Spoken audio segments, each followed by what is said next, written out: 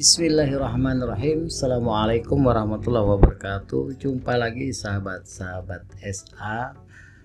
Selamat bergabung dan terima kasih sudah mengklik channel kami di Solikin Abdullah. Teman-teman, sudah lama tidak mengupload dan sharing terkait segala sesuatu yang berkaitan dengan desa tentunya. Jadi mohon maaf sebelumnya karena dengan berbagai kesibukan. Oke, dalam kesempatan ini kita akan sedikit mereview. Sebelumnya kita beberapa bulan sebelumnya ada mengupload atau share sistem administrasi desa ya.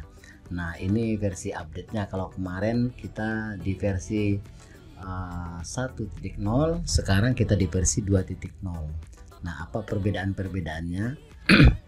Oke teman-teman, yang kali ini yang kita share ini sama seperti yang sebelumnya. Di sini untuk pencarian nama dari database penduduk di desa Anda, kan gitu ya. Tinggal ketik namanya dan kalau tidak ada namanya dia akan NA, berarti tidak ada penduduk itu terdaftar, termasuk semua identitasnya ditampilkan. Itu yang pertama. Yang kedua, kita sudah menampilkan versi update-nya, grafik-grafik berdasarkan kondisi penduduk itu, misalnya dari kondisi fisik atau difabel, apakah dia normal, kemudian punya mengidap penyakit ini dan seterusnya. Kemudian ada lagi tingkat pendidikan, mulai dari tidak lulus SD atau PAUD, kemudian sampai dengan pendidikan keterampilan ya. Nah, ini akan ditampilkan. Kemudian ada status kawin, sudah menikah, janda, duda. Kemudian ada golongan darah juga ditampilkan melalui grafiknya. Kemudian golongan usia mulai dari bayi, balita sampai dengan lansia.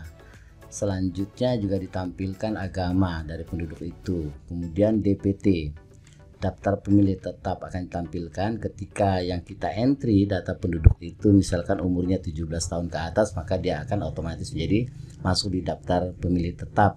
Atau sebelum 17 tahun tapi dia sudah menikah, maka otomatis akan masuk menjadi DPT dan seterusnya. Kemudian ditampilkan juga teman-teman jaring pengaman sosial. Ini maksudnya apa?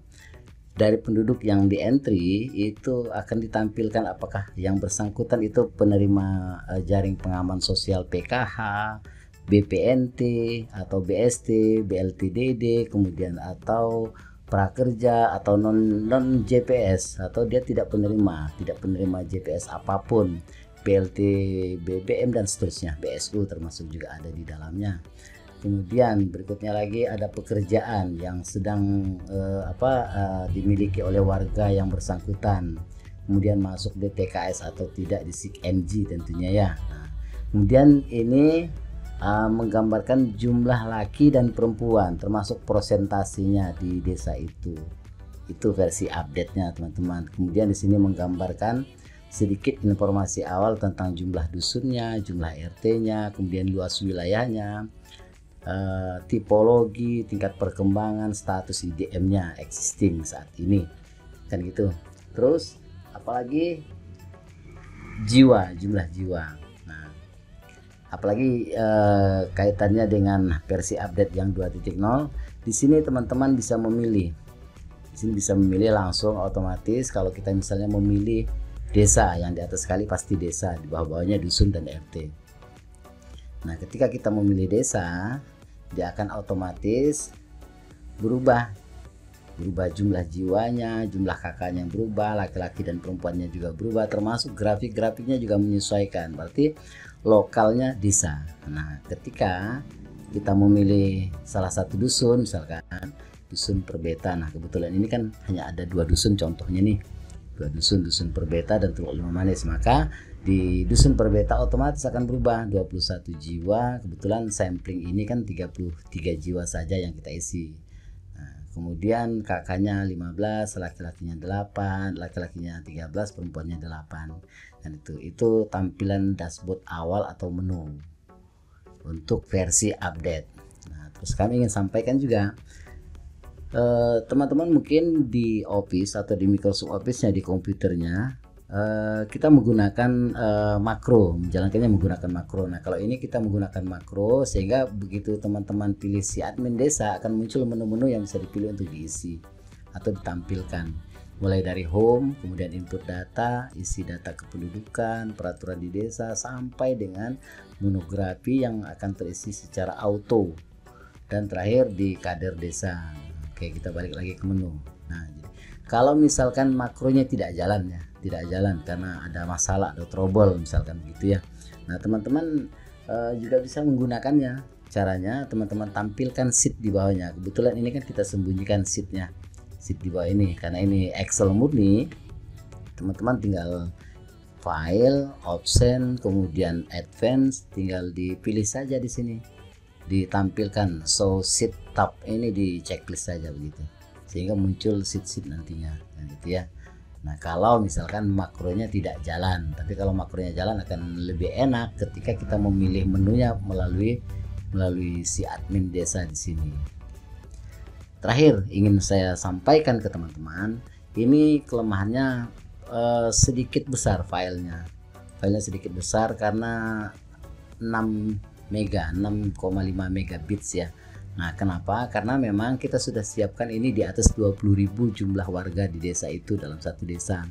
Nah, ketika desa Bapak Ibu, desa teman-teman misalkan di bawah 20.000 aman, artinya tinggal langsung pakai kan gitu ya. Tetapi kalau di atas 20.000 mungkin harus menambah row. Nah, silakan kalau misalnya susah dalam menambah row, tulis di kolom komentar. Dan ada beberapa sheet yang kita protek. Kalau teman-teman ingin mempelajari formula-formula di dalamnya, silakan dibuka karena itu kita protek dengan nama saya sendiri, di nama depannya dengan huruf kapital semuanya. Oke teman-teman, ingin saya sampaikan karena banyak yang menggunakan, versi sebelumnya juga tidak jalan.